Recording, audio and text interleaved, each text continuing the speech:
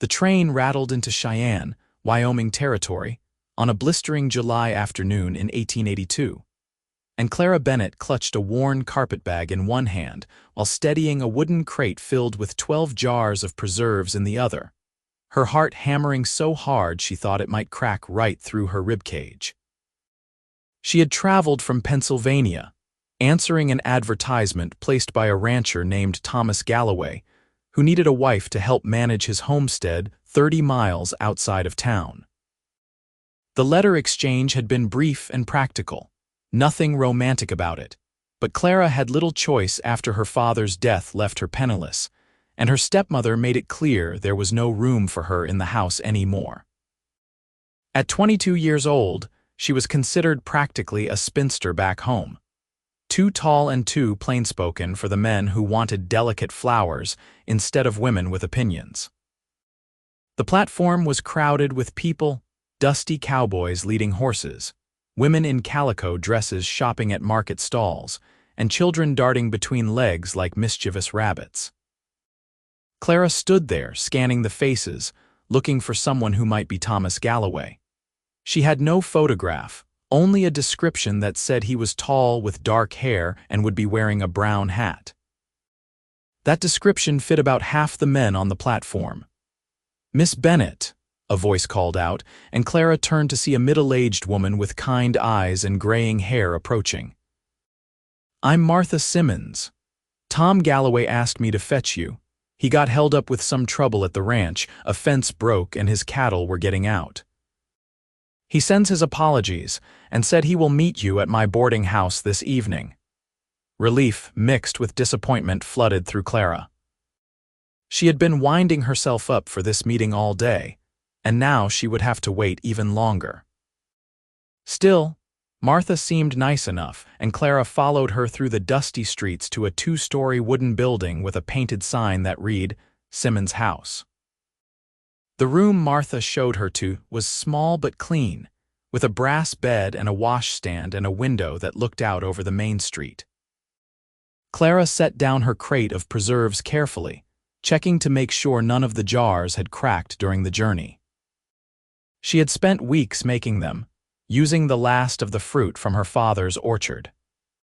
Strawberry, raspberry, peach, cherry, apple butter, plum, blackberry, apricot, pear, blueberry, grape, and quince. Each jar represented hours of work, stirring the copper pot over the fire, skimming foam, testing the set on a cold plate. They were her dowry, the only thing of value she could bring to this marriage. Martha brought up a pitcher of cool water and some bread and cheese. "You must be exhausted from your journey. Tom will be here around supper time. He is a good man, Miss Bennett." A bit rough around the edges like most of these cowboys, but decent. His wife died 3 years ago in childbirth, along with the baby. He has been alone since then, trying to manage that ranch by himself. It is too much for one person. Clara's throat tightened. She had not known about the dead wife and child. Thomas had not mentioned it in his letters. That must have been very difficult for him. "It nearly broke him," Martha said quietly, "but he is strong. He keeps going. That is what you do out here. You keep going." After Martha left, Clara washed the travel dust from her face and hands, changed into her best dress, a deep blue cotton that brought out the color of her eyes, and braided her long brown hair into a coronet around her head. She looked at herself in the small mirror above the washstand. She was not beautiful, not in the conventional sense. Her face was too angular, her mouth too wide. Her nose had a small bump from when she broke it falling out of a tree as a child. But her eyes were intelligent and her expression was honest, and she hoped that would be enough. The sun was lowering toward the horizon when she heard boots on the stairs and Martha's voice saying, "She is in the second room on the right, Tom. Go on now." A knock came at the door, firm but not aggressive. Clara opened it and found herself looking up at a man who was indeed tall, well over 6 feet, with broad shoulders and arms thick with muscle from ranch work. His face was weathered and lined from sun and wind, his dark hair streaked with premature gray at the temples, and his eyes were a surprising shade of green. He held his brown hat in his hands, turning it nervously. "Miss Bennett," he said, his voice deep and roughened. "I am Thomas Galloway. I apologize for not meeting you at the station. I had some trouble with the herd." "Mrs. Simmons explained," Clara said. "Please call me Clara." "Clara." He said her name like he was testing it out. "I go by Tom." "I appreciate you coming all this way. I know it is not easy leaving everything you know behind." "I did not have much to leave behind," Clara said honestly. She gestured to the crate on the floor. "I brought preserves. 12 jars. I made them myself. I thought they might be useful on the ranch." Something shifted in Tom's expression, a softness that had not been there before. "That was thoughtful. May I see them?" Clara knelt beside the crate and carefully lifted out one of the jars, the strawberry preserve catching the evening light, glowing ruby red. Tom took it from her, his calloused hands gentle, and held it up to the window. "My wife used to make preserves," he said quietly. "I have not had any since she passed. I have missed it." The moment felt fragile, like spun glass that might shatter if either of them moved wrong. Clara stood slowly. "We could have some with dinner if you would like."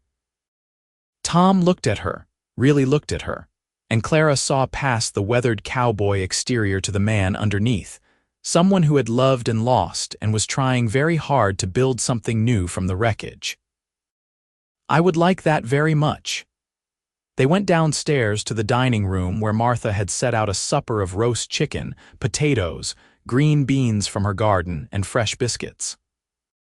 Clara opened the jar of strawberry preserves and spooned some onto Tom's plate. He spread it on a biscuit, took a bite, and closed his eyes. "Sweeter than any I have had," he said, and when he opened his eyes again they were bright with emotion. "Even sweeter than my lilies, and that is saying something. You have a real gift, Clara."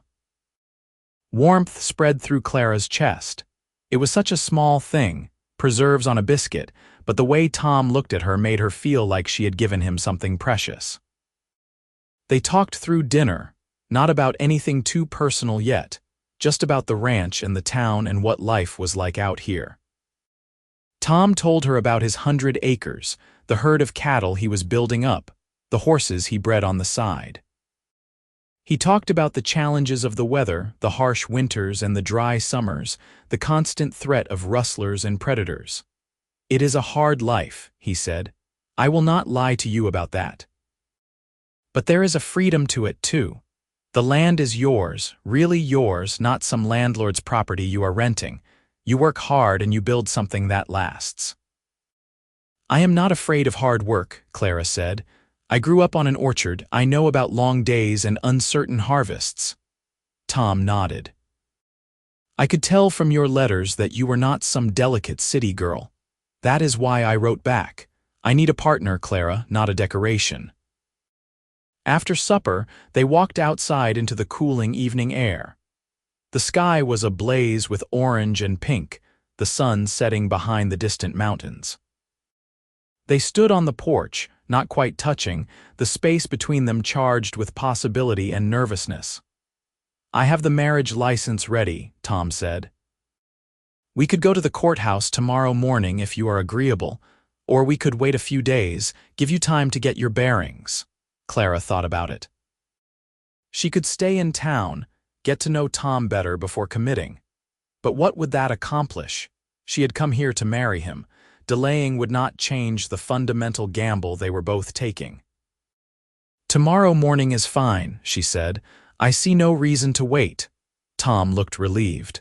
"I will pick you up at 8 o'clock then, and Clara, I want you to know I will treat you right. I will not be the easiest man to live with, I have been alone too long for that, but I will respect you and provide for you and keep you safe. That is my promise." "That is all I ask," Clara said. He left shortly after, and Clara went back up to her room. She lay in bed that night, listening to the unfamiliar sounds of the frontier town, wondering what she had gotten herself into. But beneath the nervousness was a strange sense of rightness. Tom Galloway was not a romantic hero from a dime novel. He was a real man, worn down by grief and hard work, but trying. And Clara found she respected that more than any flowery words could have won her. The next morning dawned clear and bright. Clara wore her blue dress again, since it was the nicest thing she owned, and pinned a small brooch that had been her mother's to the collar. Tom arrived exactly at 8, driving a wagon pulled by 2 sturdy horses. He was clean-shaven and had clearly made an effort, wearing a pressed shirt and a string tie. The courthouse was a simple wooden building on the edge of town. The justice of the peace was an old man named Judge Hartwell who had married half the couples in the territory.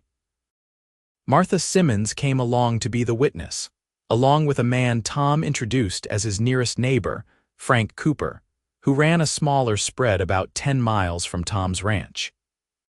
The ceremony was brief and businesslike. Clara and Tom stood side by side, repeated their vows, signed the register. When Judge Hartwell pronounced them man and wife, Tom hesitated for just a moment before leaning down to press a chaste kiss to Clara's cheek. His lips were warm and his beard stubble scratched slightly, and Clara felt a flutter in her stomach that was not entirely unpleasant. They had lunch at the hotel dining room, all 5 of them, and Frank regaled them with stories about the early days of the territory, when it was even wilder than it was now. He was a jovial man in his 50s with a round belly and a booming laugh, and Clara liked him immediately. Afterwards, Tom loaded Clara's trunk and her crate of preserves into the wagon, and they set off for the ranch. The road was rough, barely more than 2 ruts in the prairie grass, and the wagon jolted and bounced. Clara held onto the seat and watched the landscape roll by. It was so different from Pennsylvania, so vast and open. The sky seemed bigger here, stretching endlessly in all directions, and the mountains in the distance looked like they were painted onto the horizon. "It is beautiful," Clara said. Tom glanced at her, surprised. Most women find it too empty, too lonely. "I think there is a difference between being alone and being lonely," Clara said. "You can be lonely in a crowded city." "That is true enough," Tom said. They drove for nearly 2 hours before Clara saw buildings in the distance. As they got closer, she could make out a ranch house, a barn, a few outbuildings and corrals. The house was a single-story structure made of logs and rough-hewn planks, with a porch across the front and a stone chimney at one end. It was not fancy, but it looked solid and well-maintained. Tom helped her down from the wagon and carried her trunk inside. The interior was dim after the bright sunlight, and it took Clara's eyes a moment to adjust. The main room served as both kitchen and living area, with a cast-iron stove, a table and chairs, a rocking chair near the fireplace, and shelves lined with tools and supplies. 2 doors led off to what Clara assumed were bedrooms. "The bedroom on the right was mine and Lily's," Tom said, his voice carefully neutral. "I have been sleeping in the other one since she died. I cleaned it out for you, put fresh linens on the bed. You can have your own space until you are comfortable with other arrangements." Clara felt a rush of gratitude for his consideration. Many men would have insisted on their marital rights immediately. "Thank you, Tom. That is kind of you," he nodded, looking uncomfortable. "I will bring in the rest of your things. There is a pump out back for water, and the privy is behind the barn. I know it is not much compared to what you are used to." "It is more than I had back in Pennsylvania," Clara said truthfully. "It is a home, Tom. That is what matters." Over the next few days, Clara began to settle into her new life. She woke before dawn to make breakfast, learned to manage the temperamental cast-iron stove, and started cleaning the house from top to bottom. It was clear that Tom had been doing the bare minimum to keep things functional, and there were layers of dust and grime in the corners. But Clara did not mind. It gave her something to do, a way to make the space her own. Tom spent most of his time outside, working with the cattle and horses. He had about 50 head of cattle and a dozen horses, including a beautiful black stallion named Midnight that Tom was particularly proud of. Clara watched him from the window sometimes, the easy way he moved around the animals, the gentleness in his hands as he checked a hoof or brushed down a coat. In the evenings, they ate together, and slowly, carefully, they began to talk. Tom told her about growing up in Missouri, how he had come west after the war, looking for a fresh start. He had homesteaded this land, built the house with his own hands, nearly died the first winter when he got caught in a blizzard and almost froze to death in his own barn. He had met Lily at a church social in town, a pretty blonde girl with a sweet voice who said yes when he asked her to marry him. "I thought I would spend my whole life with her," Tom said one night, staring into his coffee cup. "When she died, I did not think I could survive it, but you do. You survive things you never thought you could." Clara told him about her own past, growing up as the only child of an orchard farmer, losing her mother to pneumonia when she was 12. Her father remarrying a woman who had 2 daughters of her own and resented Clara's presence. When her father died suddenly of a heart attack, everything went to the stepmother, and Clara was told she had to make her own way. "I am sorry," Tom said. "That must have been very difficult." "It taught me that I could only rely on myself," Clara said. "That is a useful lesson, even if it was painful to learn." One afternoon, about a week after Clara's arrival, Tom came in from the barn looking troubled. "There are signs of rustlers in the area," he said. "Frank rode over to warn me. He lost 3 head last week, and another rancher over near Horse Creek lost a dozen. We need to be careful." "What will you do?" Clara asked. "Keep watch at night mostly." "Move the herd closer to the house. I have a rifle and a shotgun, and I know how to use them. But I do not like the idea of leaving you alone here while I am out on the range." "I can shoot," Clara said. "My father taught me." Tom looked skeptical. "Have you ever shot at a person?" "No," Clara admitted. "But I imagine the principle is the same as shooting a coyote that is after the chickens." Despite the situation, Tom's mouth quirked in a small smile. "I suppose it is." "All right, I will show you where I keep the guns. But I hope to God you never have to use them." That night, Tom stayed up late, sitting on the porch with his rifle across his knees, watching the darkness. Clara brought him coffee and a blanket when the temperature dropped. She sat beside him for a while, listening to the night sounds, the crickets and the distant howl of a coyote, the soft lowing of the cattle in the corral. "You should go to bed," Tom said. "No sense both of us losing sleep." "I am not tired," Clara said. It was not entirely true, but she did not want to leave him alone out here. They sat in companionable silence, and at some point, Clara's head drooped against Tom's shoulder. She jerked awake, embarrassed, but Tom just shifted slightly to give her a more comfortable position. "Rest," he said softly. "I have got you." Clara let herself relax into his warmth, and the next thing she knew, the sun was rising and Tom was gently shaking her awake. "Come on, let's get you to bed properly. Nothing happened last night." But something had happened, Clara thought as she stumbled sleepily to her room. Some barrier between them had lowered. They were becoming not just married in name, but partners. The days took on a rhythm. Clara managed the house, started a kitchen garden, gathered eggs from the chickens Tom kept, and began cooking proper meals instead of the bachelor fare Tom had been living on. She made bread 3 times a week, cooked stews and roasts and pies, and every Sunday she made something special with one of her preserves. Tom always said the same thing, his eyes crinkling with pleasure. "Sweeter than any I have had." It became their private joke, a connection between them. Clara would try different combinations: biscuits with raspberry preserves, pork chops with apple butter, venison steaks with plum sauce. Tom praised every meal like it was a feast, And Clara found herself working harder and harder to earn those words, that look of contentment on his face. A month after their wedding, Clara was in the kitchen making soap when she heard horses approaching fast. She wiped her hands on her apron and went to the door, shading her eyes against the afternoon sun. 2 riders were coming up the road, and as they got closer, Clara recognized Tom on Midnight, but she did not know the other man, a slim figure in dusty clothes. Tom dismounted quickly and helped the other rider down, and Clara realized with a start that it was not a man at all, but a young woman dressed in men's clothing, her face pale and her arm wrapped in a bloody bandage. "Clara, I need your help," Tom said. "This is Sarah Reeves.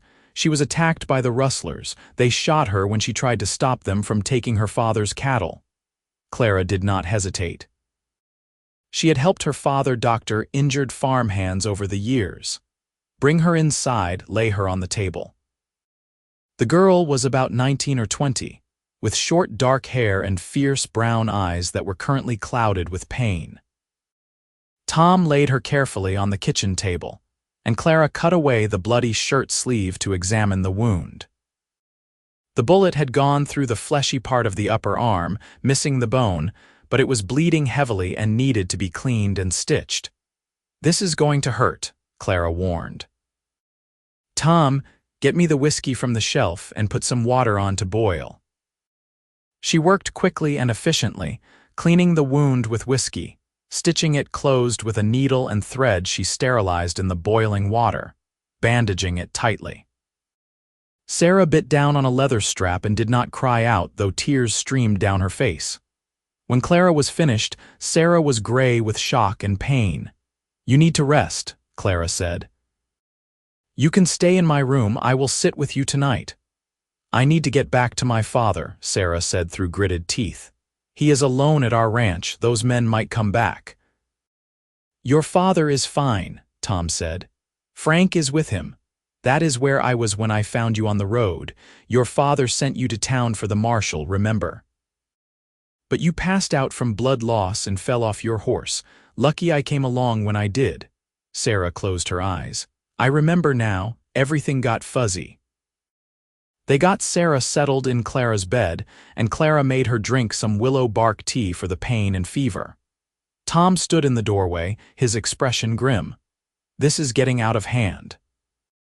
Those rustlers are getting bolder. They attacked in broad daylight. If they are willing to shoot a woman, they will not hesitate to do worse." "What will you do?" Clara asked. "Ride into town tomorrow, talk to Marshal Briggs. We need to organize the ranchers, set up patrols. We cannot let this continue." Clara nodded. She wanted to tell him to be careful, but she bit her tongue. Tom was a grown man who had been taking care of himself for a long time. He did not need her to mother him. That night, Clara slept in the rocking chair next to the bed, checking on Sarah periodically. The girl developed a fever in the small hours of the morning, thrashing and mumbling. Clara bathed her face with cool water, made her drink more willow bark tea, changed the bandage when it soaked through with blood and seepage. By morning, the fever had broken and Sarah was sleeping peacefully. Tom found Clara asleep in the chair, her head at an awkward angle, and gently woke her. "Come on, you need real rest." "Sarah is fine, I will watch her." "You have to go to town," Clara protested. "In a few hours, right now you need to sleep." Clara was too exhausted to argue. She stumbled to Tom's room, not even thinking about it, and collapsed on his bed. It smelled like him, leather and soap and something indefinably male. She was asleep in seconds. When she woke, the sun was high and she could hear voices in the other room. She splashed water on her face, straightened her dress, and went out to find Sarah sitting at the table, her arm in a sling, eating scrambled eggs while Tom fried bacon at the stove. "There she is," Tom said. "I was about to check if you were still breathing. You have been asleep for 4 hours." "Why did you not wake me?" Clara asked. "Because you needed the rest." "Sit down, I will make you a plate." It was strange and oddly domestic, Tom cooking for her while she sat at her own kitchen table. Sarah watched them with curious eyes. "You two are newlyweds, are you not? Frank mentioned it." "A month now," Tom said. "You are lucky," Sarah said wistfully. "My father wants me to marry the banker's son in town, but he is a spineless fool. I would rather stay single." "Maybe you will find someone who is not a spineless fool," Clara said. "Not likely," Sarah said. "Most men out here want a woman to cook and clean and have babies, not someone who can ride and shoot and run a ranch. They think I am strange." "Then they are the fools," Tom said firmly. "You saved your father's life yesterday. That takes courage." Sarah ducked her head, looking pleased and embarrassed. Tom left for town after lunch, and Clara spent the afternoon with Sarah, who was restless and bored with being an invalid. They sat on the porch, and Clara taught her how to knit, which Sarah was terrible at and gave up after 20 minutes. Then Sarah taught Clara how to roll cigarettes, which Clara was equally terrible at. They ended up laughing, and Clara realized it had been a long time since she had a friend her own age. Sarah talked about her life on the ranch, how her mother had died when she was young and she had grown up working alongside her father. "He taught me everything," she said. "How to rope and brand and break horses. Some people think it is not proper, but what else was he supposed to do? He could not afford to hire help all the time." "I think it is admirable," Clara said. "You are capable and strong. That is something to be proud of." "Tom is lucky to have you," Sarah said. "I can tell you are a kind person, and you saved my life today. I will not forget that." Tom returned from town in the evening with Marshall Briggs, a grizzled man in his 60s with a magnificent mustache and a no-nonsense attitude. He questioned Sarah about the attack, taking notes in a small leather-bound book. Sarah described the men as best she could, 4 of them, wearing bandanas over their faces, but one had a distinctive scar on his hand, and another had been riding a paint horse with a white blaze. "I will put the word out," Marshall Briggs said. "We have been tracking these men for weeks, but they keep moving around. I think they have a hideout somewhere in the hills, but it is like looking for a needle in a haystack." "What about organizing a posse?" Tom asked. "I am working on it," the marshal said. "But I need men who can be spared from their ranches, and right now everyone is short-handed because they are all guarding their own herds. It is a devil of a situation." He left shortly after, and Tom drove Sarah home to her father's ranch. He was gone for several hours, and when he returned, it was full dark. Clara had kept dinner warm, and they ate together in the lamplight. "Her father is grateful," Tom said. "He wants to pay you for doctoring Sarah, but I told him you would not take money." "Of course not," Clara said. "She is a neighbor." Tom smiled at her. "You are fitting in here, Clara. I was worried, I will admit, worried that you would hate the isolation and the hardship. But you have taken to it like you were born to it." "I like it here," Clara said, and she realized it was true. She liked the simplicity of the work, the directness of the people, the sense that what she did mattered. In Pennsylvania, she had been superfluous, an extra mouth to feed. Here, she was necessary. "I like being your wife, Tom." The words hung in the air between them. Tom's eyes darkened, and he reached across the table to take her hand. His palm was rough and calloused, but his touch was gentle. "I like being your husband," he said quietly. "More than I expected to, if I am being honest. When I sent for a mail-order bride, I was just looking for someone to help with the work. But you are more than that, Clara. You are a partner, a friend. Just a friend." Clara asked, surprising herself with her boldness. Tom's thumb stroked across her knuckles. "If I thought you were ready for more than that, I would not be sleeping in the spare room." "Maybe I am ready," Clara whispered. Tom stood, still holding her hand, and pulled her gently to her feet. He cupped her face in his hands, searching her eyes. "Are you sure?" "I do not want to rush you." "I am sure," Clara said. He kissed her then, a real kiss, not the chaste peck from their wedding day. His lips were warm and firm, and he tasted like coffee and something sweet. Clara's arms came up around his neck, and she kissed him back with all the longing that had been building in her over these past weeks. When they finally broke apart, both of them were breathing hard. "Clara," Tom said hoarsely, "I want to do this right. You deserve to be courted properly." "We are already married," Clara pointed out. "Then let me court my own wife," Tom said with a crooked smile. "Let me woo you the way I should have from the beginning." And he did. Over the next few weeks, Tom courted Clara with a determination that was both endearing and overwhelming. He picked wildflowers and left them in unexpected places for her to find. He fixed the door on the cabinet that had been sticking. He brought her a new dress from town, soft green cotton with tiny buttons down the front. He read to her in the evenings from a book of poetry he had borrowed from Martha Simmons. They worked side by side during the day, and Tom taught Clara how to ride properly. Not the sedate side saddle she had learned back east, but Western style, astride a horse like a man. Clara took to it eagerly, loving the freedom and speed. They rode out to check on the cattle together, and Tom showed her the boundaries of their property, the creek that ran through the eastern section, the stand of cottonwood trees that provided shade in the summer. One afternoon they stopped to rest by the creek. It was late August and hot, the sun beating down mercilessly. Tom pulled off his boots and waded into the shallow water, sighing with relief. Clara followed suit, hiking up her skirt and stepping into the creek. The water was cold and wonderful. Tom splashed her lightly and Clara gasped. "That is not fair, I am not dressed for swimming." "Neither am I," Tom said. He splashed her again, grinning, and Clara laughed and splashed him back. Within minutes, they were both soaked and laughing like children. Tom caught her around the waist, pulling her close, and they stood there in the creek, water swirling around their legs, smiling at each other. "I love you," Tom said suddenly, seriously. "I did not expect to. I thought this would be a practical arrangement, nothing more. But somewhere along the way, I fell in love with you, Clara Galloway." Clara's heart felt like it might burst. "I love you too," she said.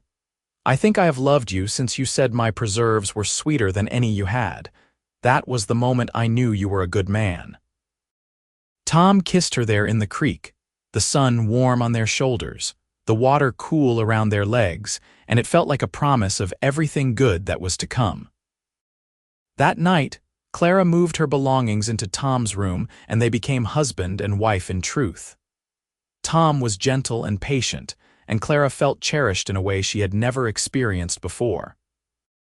Afterwards, they lay tangled together in the darkness, and Tom told her stories about the stars visible through the window, the constellations his mother had taught him as a boy. Life settled into a new pattern, one built on love as much as partnership. The threat of the rustlers still hung over them, but Marshal Briggs finally tracked the gang to a hideout in the foothills and arrested them after a brief shootout. None of the ranchers' cattle were recovered, but at least the threat was over. Tom and the other ranchers breathed easier. Fall came, painting the prairie grass gold and bringing cooler temperatures. Clara spent long hours putting up food for the winter. Not just her preserves, but also vegetables from the garden, smoked meat, rendered fat. She and Tom worked together to repair the barn roof before the snow came, to chop and stack firewood, to make sure everything was ready for the harsh Wyoming winter.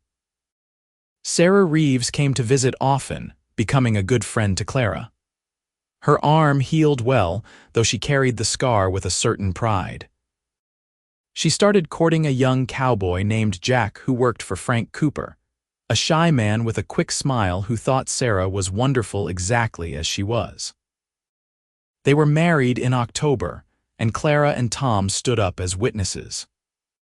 Winter came hard and fast, with blizzards that lasted for days and temperatures that dropped so low that the water in the bucket froze solid overnight.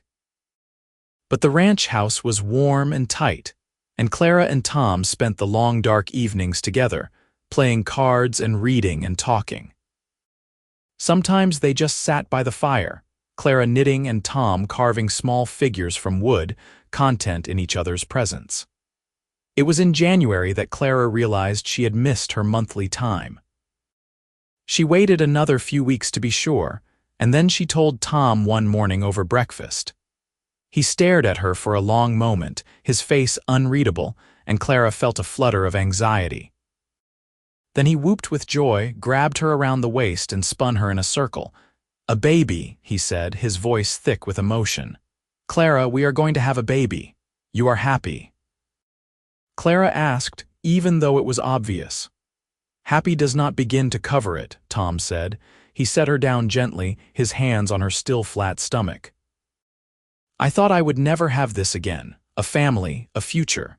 You have given me everything, Clara." The baby was born in early September, a healthy boy with Tom's green eyes and Clara's dark hair.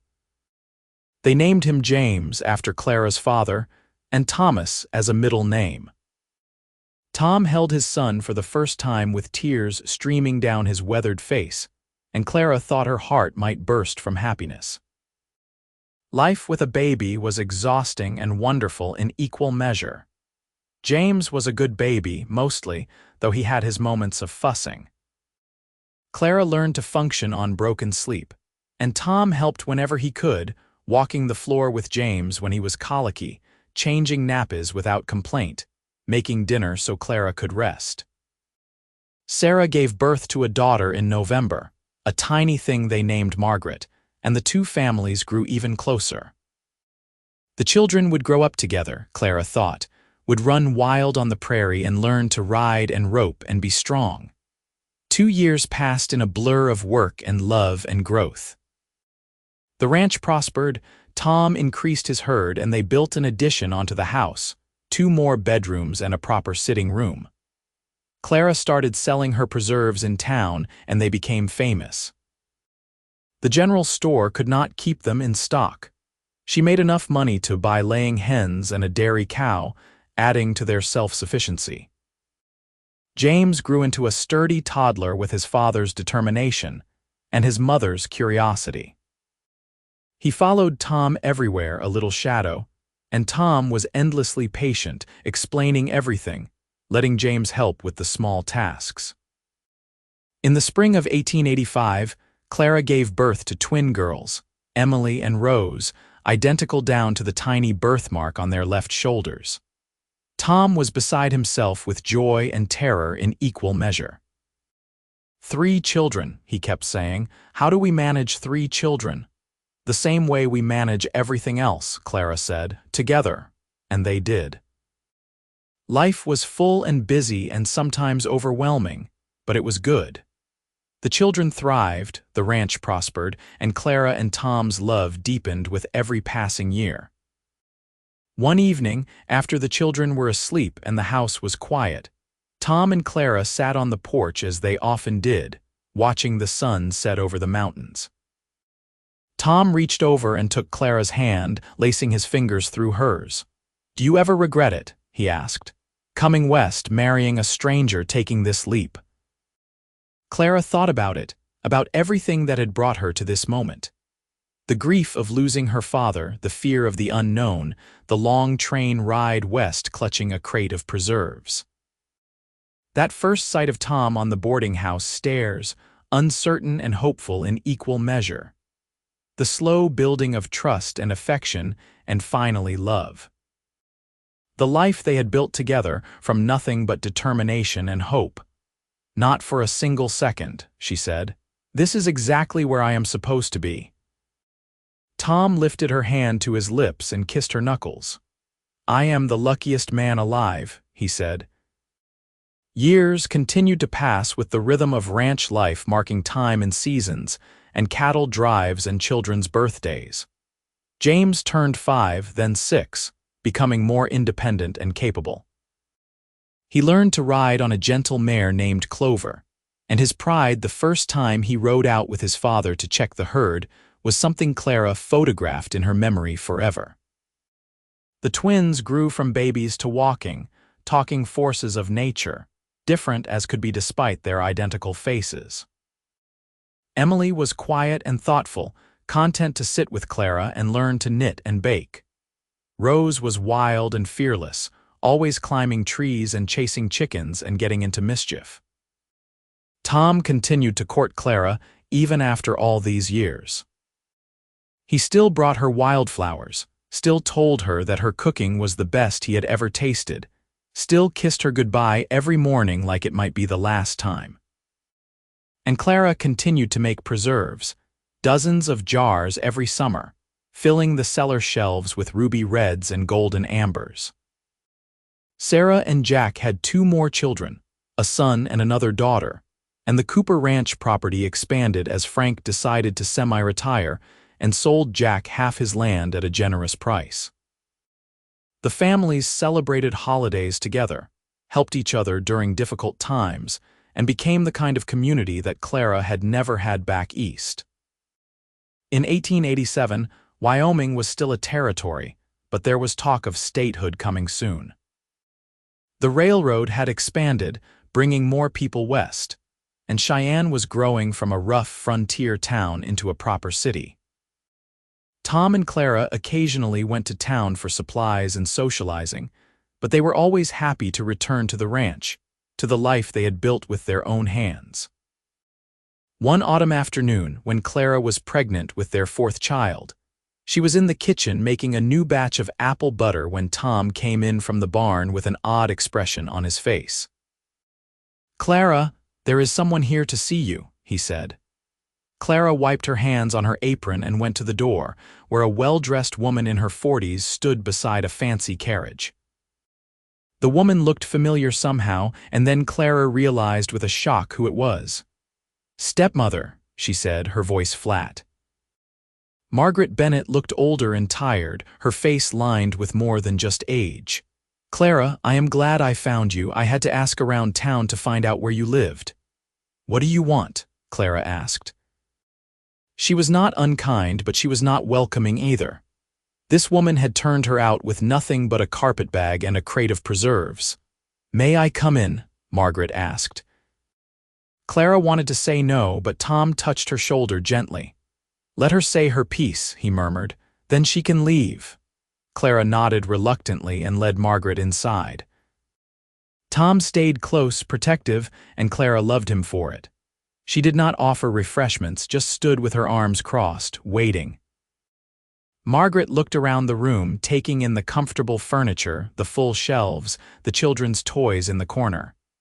"You have done well for yourself," she said. "No thanks to you," Clara said. Margaret flinched. "I deserve that. I deserve worse." "Clara, I came to apologize. I was wrong to treat you the way I did after your father died.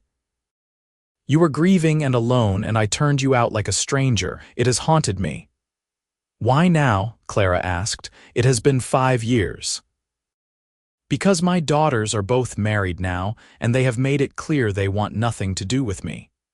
They said I was cruel and heartless, and they cut me from their lives.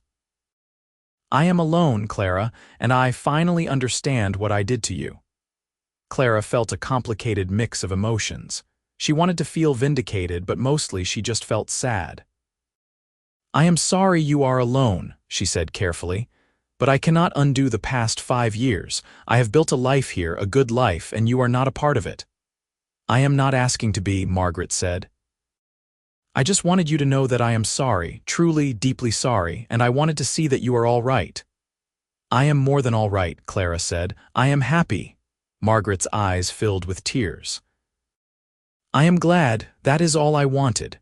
She turned to leave, then paused. "Your father would be proud of you, Clara. I want you to know that." After she left, Clara stood on the porch watching the carriage drive away. Tom wrapped his arms around her from behind, his hands resting on her swollen belly. "Are you all right?" he asked. "Yes," Clara said. "I did not realize how much anger I was still carrying until I let it go just now. She is just a sad, lonely woman who made bad choices. I can forgive that." "You are a better person than I am," Tom said. "No," Clara said. I am just happy, and happiness makes forgiveness easier." In December of that year, Clara gave birth to another son, a big healthy baby they named William. Tom joked that they would need to build another addition at this rate, but his eyes were soft with love when he said it. 4 children was a lot, but it was manageable, and Clara had never been afraid of hard work. The children grew, and the years passed in a steady, happy progression. James learned to read at the small schoolhouse that had been built 5 miles from the ranch, and he came home every day bursting with facts to share. The twins started school a few years later, and William toddled after his siblings, desperate to be included in everything. Tom taught James to use a rope to brand cattle, to gentle a horse. He taught all the children to respect the land, to work hard, to be honest and kind. Clara taught them to cook and sew and manage a household, but she also taught them to think for themselves, to question, to dream. In 1890, Wyoming finally achieved statehood, and there was a huge celebration in Cheyenne. The whole family went to town for the festivities, and Clara and Tom watched the fireworks with the children, James now 10 years old and trying to act grown up. The twins 8 and giddy with excitement, William 5 and wide-eyed with wonder. "This is history," Tom told them. "Remember this day, you are witnessing the birth of a state." That night, in the hotel room they had splurged on, Clara lay in Tom's arms and thought about the journey that had brought them here. From a desperate mail-order bride clutching a crate of preserves to a mother of 4 with a home and a family and a future that seemed limitless. "What are you thinking about?" Tom asked, his voice sleepy. "Strawberry preserves," Clara said. Tom chuckled. "What about them?" "About how something so simple changed my entire life. I made those preserves thinking they would be my dowry, the only thing I had to offer. And you tasted them and said they were sweeter than any you had ever had, and that was the moment I knew I could love you." Tom kissed her temple. "Best preserves I ever tasted. Best decision I ever made, sending for a mail-order bride. Best decision I ever made, getting on that train," Clara said. More years passed, and the children became teenagers and then young adults. James grew tall and strong like his father, with the same quiet competence and good heart. He talked about starting his own ranch someday, expanding the family holdings. The twins, different as they were, both showed an aptitude for business. Emily wanted to open a shop in town selling goods, while Rose wanted to breed horses. William, the baby, was the dreamer of the family, always reading books and talking about seeing the world beyond Wyoming. Tom and Clara grew older together, their hair graying, their faces lined, but their love stronger than ever. They had weathered droughts and harsh winters, market downturns and difficult calvings, childhood illnesses and teenage rebellions. Through it all, they had stood together, partners in every sense of the word.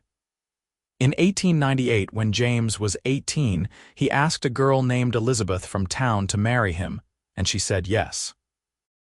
The wedding was held at the ranch, a huge celebration with friends and neighbors coming from miles around. Clara cried watching her son stand up and make his vows, so grown up and capable, and Tom held her hand tight. "We did good," he whispered to her. "We did," Clara agreed. James and Elizabeth built a small house on the far end of the ranch property, and James took over more and more of the day-to-day operations, letting Tom slow down a bit. Tom was 54 now, still strong but feeling his years. He was happy to let his son step up, though he still rode out most days, unwilling to give up the work entirely. The twins graduated from high school, a rare achievement for girls in that era, and both pursued their dreams. Emily opened a dry goods store in Cheyenne with money she had saved from selling her mother's preserves, and it was successful from the start.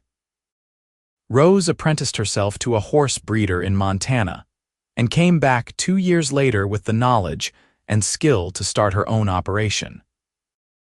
William, after much discussion and some argument, went to college in Denver, the first in the family to pursue higher education. He wanted to be a teacher, he said, to help other children discover the world through books.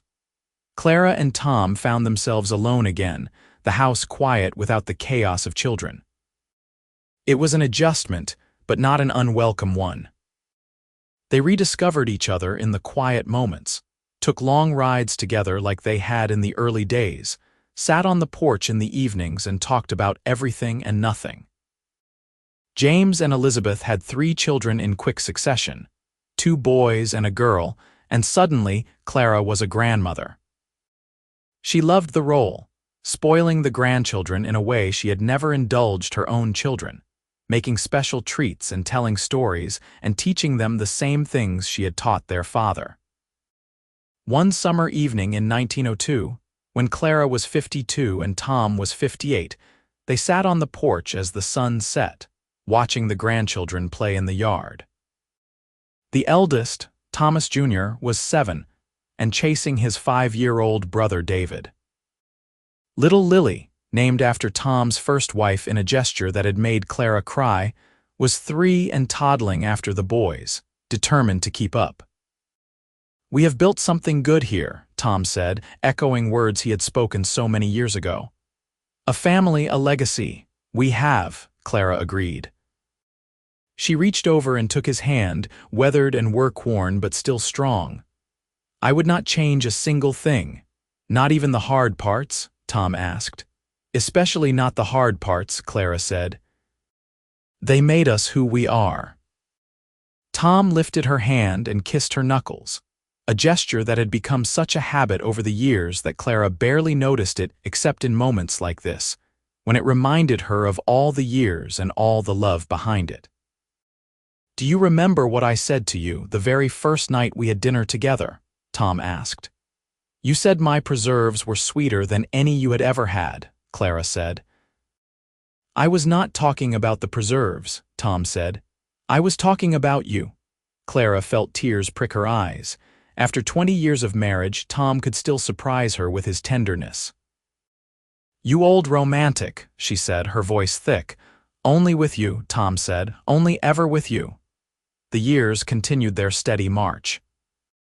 Tom's hair turned fully white and his movements became slower, more careful. He had arthritis in his hands and knees, a legacy of too many years working in all weather. But he still rode out most days, still checked on the cattle, still did his part. Clara's hair grayed and her eyesight weakened, requiring her to wear spectacles for close work. But she still made her preserves every summer, still cooked for the family gatherings, still managed the household with capable efficiency. In 1905, William came home from Denver with a wife, a smart, bookish woman named Helen who was also a teacher. They settled in Cheyenne where they both taught at the school, but they visited the ranch often, and Clara was glad to see her youngest so happy. Rose married a cowboy she had met at a horse auction, a tall, quiet man named Daniel who adored her fierce spirit. Emily married the son of the family who ran the hotel in Cheyenne, and together they expanded both businesses. All 4 of Clara's children were settled and happy, with families of their own, and the grandchildren kept coming. By 1910, Clara and Tom had 12 grandchildren ranging in age from infant to teenage, and the ranch was always full of noise and activity during holiday gatherings. Tom's health began to decline more noticeably in 1912. He had a bad fall from a horse that winter, breaking several ribs, and he never quite recovered his full strength. He finally agreed to fully retire, letting James handle all the ranch operations. He spent his days sitting on the porch in good weather, reading and whittling and watching the grandchildren play. Clara worried about him, but she also understood. Tom had worked hard his entire life, had built this ranch from nothing, and now he was tired. That was all right. He had earned his rest. One warm summer evening in 1913, Clara sat beside Tom on the porch, snapping beans from the garden. The sun was setting in a blaze of orange and gold, painting the sky in colors that still took her breath away after more than 30 years of seeing Wyoming sunsets. "Clara," Tom said suddenly, "do you believe in heaven?" The question surprised her. They had never talked much about religion, attending church occasionally but not being particularly devout. "I suppose I do," Clara said. "Why do you ask?" "Because if there is a heaven and if I get there first, I will be waiting for you," Tom said. "I want you to know that. However long it takes, I will be waiting." Clara set down the beans and took Tom's hand. "You are not going anywhere for a long time yet," she said, but her voice trembled. "Maybe not," Tom agreed.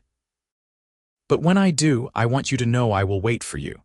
You are the love of my life, Clara Galloway, the best thing that ever happened to me, and I will love you beyond death and beyond time." Tears streamed down Clara's face. "I love you too," she said, "more than I have words to express." Tom pulled her close, and they sat there together as the sun set and the stars came out, holding each other like they had done countless times over the past 3 decades. Tom's prediction proved accurate, though not as soon as Clara had feared. He lived another 5 years, growing frailer but still present, still himself. He delighted in his great-grandchildren, the next generation starting to arrive.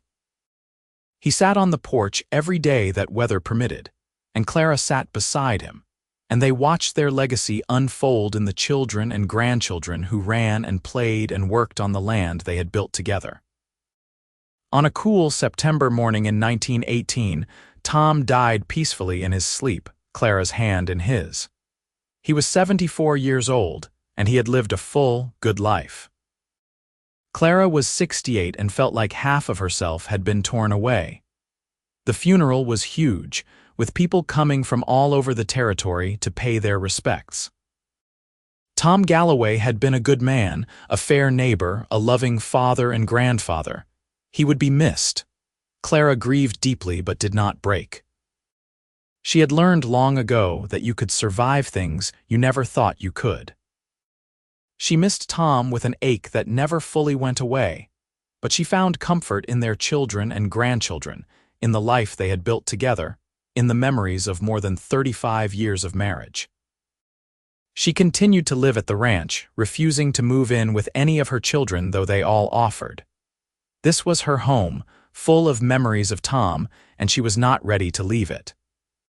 She still made preserves every summer, her hands remembering the motions even as her body grew weaker.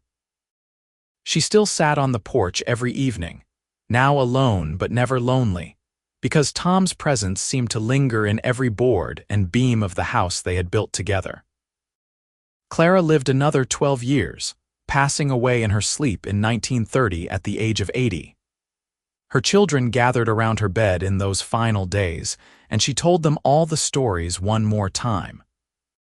About coming west as a mail-order bride with nothing but a carpetbag and 12 jars of preserves. About meeting Tom for the first time, so nervous and hopeful. About how he had tasted her strawberry preserves and said they were sweeter than any he had ever had, and how that moment had been the beginning of the greatest love story she could have imagined. "He is waiting for me," Clara told her children as her breathing grew shallow. "Your father is waiting and I am ready to go to him." Emily held her right hand, Rose her left. James stood at the foot of the bed, and William sat beside her, reading from the same book of poetry Tom had read to her all those years ago. Clara closed her eyes and smiled, and then she was gone, off to wherever Tom was waiting. They buried her beside Tom on a hill overlooking the ranch, under a cottonwood tree that provided shade in the summer and turned gold in the fall. The headstone reads simply, Clara Galloway, beloved wife, mother, grandmother, 1862 to 1930, and beside it, Thomas Galloway, beloved husband, father, grandfather, 1844 to 1918. The ranch continued, passed down through the generations. James's children and then their children kept the land, expanded it, modernized it while still respecting the foundation that Tom and Clara had built. Every summer, Clara's descendants still made preserves using her recipes, written down in a stained and worn notebook that was treated like a family treasure. And every time someone tasted those preserves, they remembered the story. About a young woman who came west with nothing but courage and 12 jars of preserves. About a cowboy who had lost everything and found it again. About a love that grew from practicality into something beautiful and lasting. About how Clara Bennett became Clara Galloway, and how together with Tom, she built not just a ranch but a legacy that would last for generations. The preserves were still sweet, sweeter than anyone had, but the real sweetness was in the story they represented. A story of love found in unexpected places, of courage in the face of uncertainty, of partnership and respect and devotion that lasted beyond life itself.